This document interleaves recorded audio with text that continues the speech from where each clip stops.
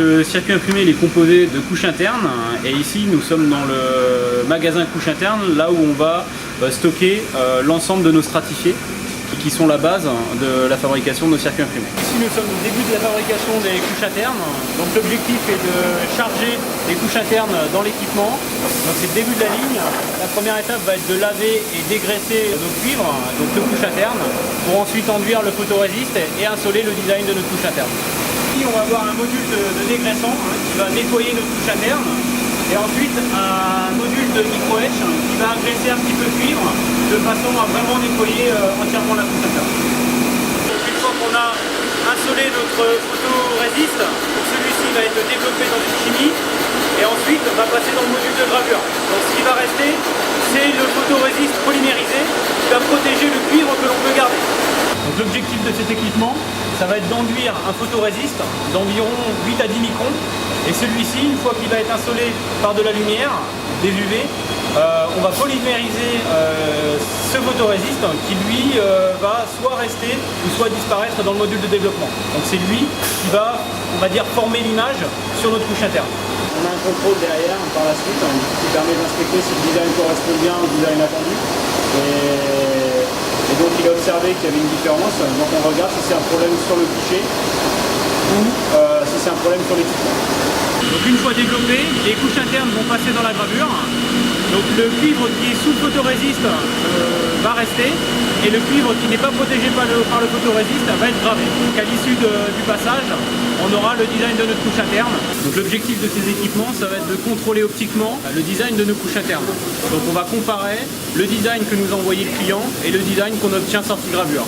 L'objectif, c'est de voir si tout est conforme, si on a bien une image qui superpose. L'objectif, c'est d'inspecter 100% de la couche interne et ensuite, toutes les zones douteuses, la caméra va venir se fixer dessus et l'opérateur, lui, va pouvoir juger si c'est un vrai défaut ou un faux défaut.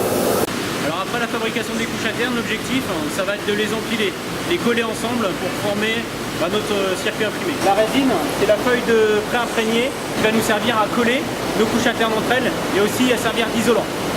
Une fois l'empilage fait avec nos feuilles de pré-imprégné, ça va aller en stratification pour pouvoir faire fluer la résine et dépasser une transition vitreuse qui va permettre de polymériser notre résine et d'obtenir après refroidissement un circuit imprimé dur. L'objectif après stratification, ça va être de connecter l'ensemble de nos couches internes. Comment les connecter? On va les connecter en faisant des perçages. Et on va faire des trous, des vias qu'on va ensuite métalliser avec du cuivre. Et c'est le dépôt de cuivre après perçage qui va connecter l'ensemble de nos couches internes. Ici nous sommes devant un équipement de laser CO2. On n'est plus sur un perçage mécanique, mais un perçage avec le laser. L'objectif, ça va être de sublimer la matière avec le laser pour réaliser la connexion entre la couche, par exemple, top et N-1.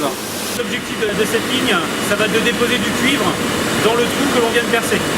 On va connecter nos couches internes avec le cuivre électrolytique que l'on va déposer. Le FR4 n'étant pas conducteur, on va déposer déjà dans un premier temps un polymère conducteur qui va rendre conductrice l'ensemble du panneau et on va déposer le cuivre électrolytique par la suite. Lorsqu'on fait un perçage, on va générer du smearing, c'est-à-dire qu'on va déposer sur la pastille interne de la résine qui va être plus ou moins polymérisée avec la température qui est générée lors du perçage. Et donc l'objectif, ça va être de supprimer cette résine-là sur la pastille afin d'éviter les discontinuités. Donc là, on a des traitements permanganate, des traitements acides. Ici, vous avez le module de promoteur d'adhérence qui va permettre au polymère conducteur de bien adhérer sur la résine FR4. Et une fois que le polymère conducteur sera déposé sur le panneau va passer dans le module de cuivre que l'on va voir tout à l'heure. Et là, on va déposer le cuivre sur notre format de travail. Après métallisation, l'objectif, tout comme les couches internes, ça va être de réaliser le design mais sur les faces externes.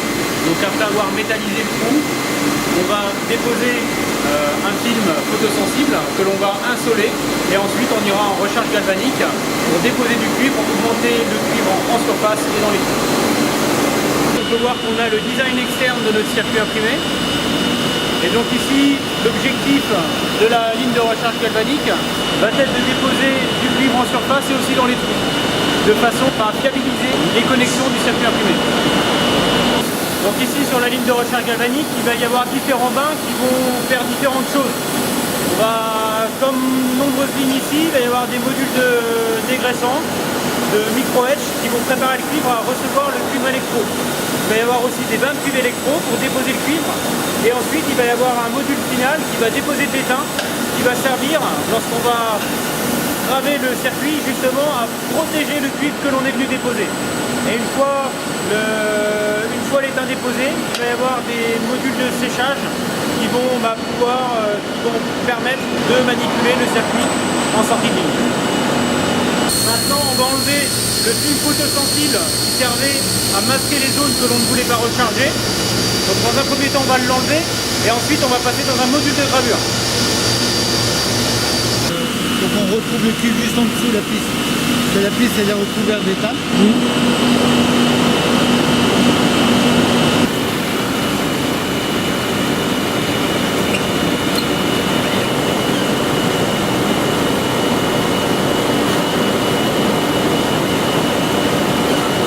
L'objectif de l'équipement qui est derrière moi, c'est de contrôler le design que nous avons sur notre carte.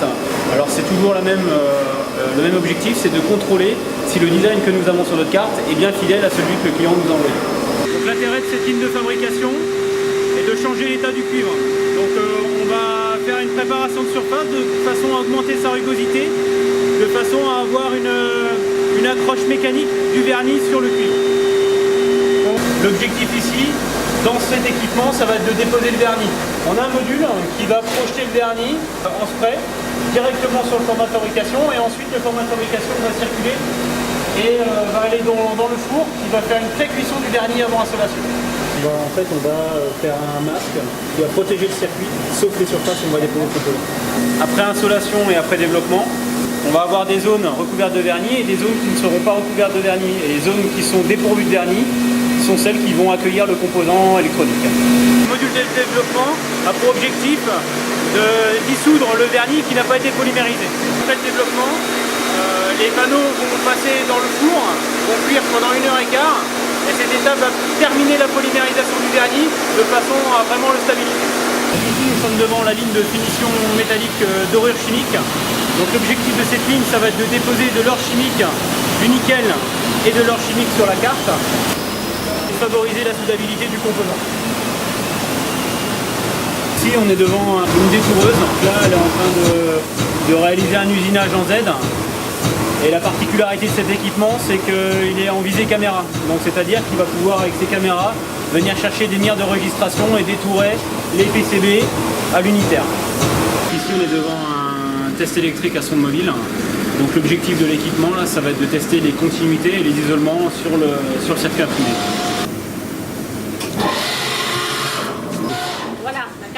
Dans les mains ici j'ai la carte PCB de la société Axel qui est terminée. Donc la carte est détourée, testée électriquement avec une finition de dorure comme on peut le voir et un marquage blanc que l'on voit sur une face.